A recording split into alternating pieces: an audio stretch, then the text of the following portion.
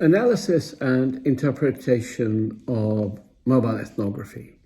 Now, first of all, analysis. What do I mean by analysis? Analysis is just sorting through what you have. It's not about sense-making or interpretation. It's about getting a really good 360 understanding of all the information that's come through. Now, platforms like ours have really amazing tools. You can code, you can filter by tasks, you can filter by participants, you can filter by segments, you can filter by different things people have said, by sentiments, all sorts of tools to help you get an understanding of the data that's come through. So that's analysis, not to be confused with sense-making or generating meaning.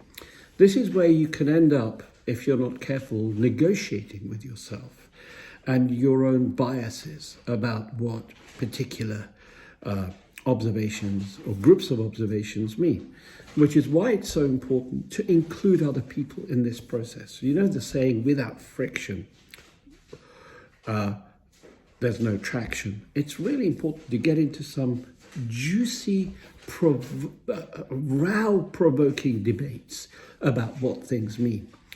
And out of these quite heated debates comes some amazing thinking and interpretation. So don't be in one of those workshops where you all nod and agree.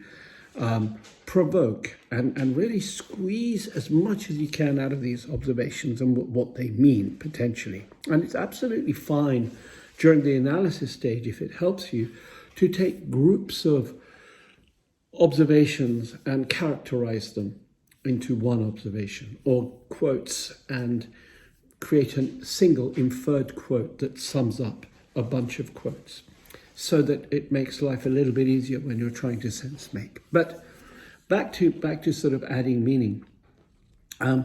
This is not the same as generating actions, because that's the final step. So you have analysis, adding, generating understanding and sense making, and then the adding meaning bit. And this really is the toughest thing. You know, how many of us can hand on heart say, here are the actions, here is our piece of research that we completed, these are the insights, and look what the client did with it. It might have happened at some point, but unless you make up something, it's really quite hard, and I think quite rare to be able to string a whole case study together. So how do you make sure that your insights, your meanings, your sense-making is applied and turned into something? And here's a really simple solution. Get the clients to discover these insights.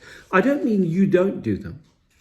You could do them, but keep them under your sleeve in the workshops.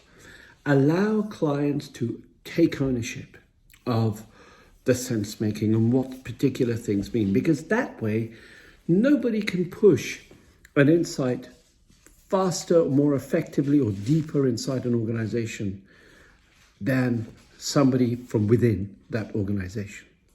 Okay, that's the little trick, and it is a trick that you can apply during workshops.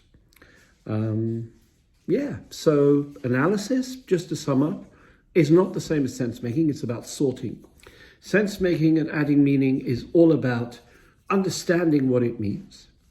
And again, the more heads you have in the room helping you to think through what these things mean, the better. And the deeper the rows, the more intense, the better. I've been in meetings with General Electric appliances where two engineers, I think, and a designer fought nose to nose. I thought it was going to come to blows over what something meant in an observation, right?